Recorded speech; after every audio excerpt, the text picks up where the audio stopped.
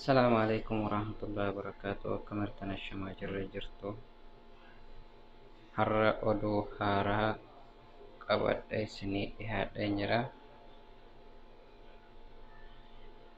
Ani maqaan kiyya Kadir Abduu jedha. Yuutuubiin kiyya maqaan isaa Kadir Abduu Baatee jedha. Oduun haaraa ani qabadhe jawwaala haaraa amma bitame Hawwaawwiin guddeessi isaa gara bitaa jira, akka gara mirgaa jijjiiratan abdiin qaba. Yuutuubii keenyas subscribe akka nu goota sanirraa abdiin qaba yoo dasniin jedhe. Inshallah amma gara yaada keenyaatti deebina.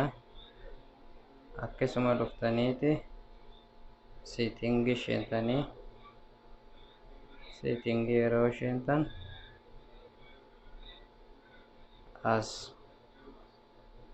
asirra dhoytan. Yeroo asirra dhoytan amma kunoo asirra dhoytan. Asirra watti dhoytan akkana isinii fide jechuu. Yeroo akkana fide kiyya amma gama mirgaa jira jechuu. Gama mirgaa jira. Gama mirgaarraa gara bitaa deebisuu yoon barbaade asiin isheena. Kunoo amma kiyya mirgarra jira. Seen argaggeessa gama bitaa deebise. Kunooti amma akkanatti gara bitaa deebihee sin jedha.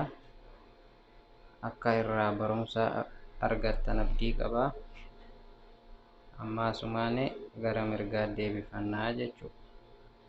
Asirraan jawwaala keessan kan Hawwaawwii jedhu gara mirgaa jijjiirrachuu akkatti dandeessan isinii qabadheen dhiyaadheeraa. Inshallah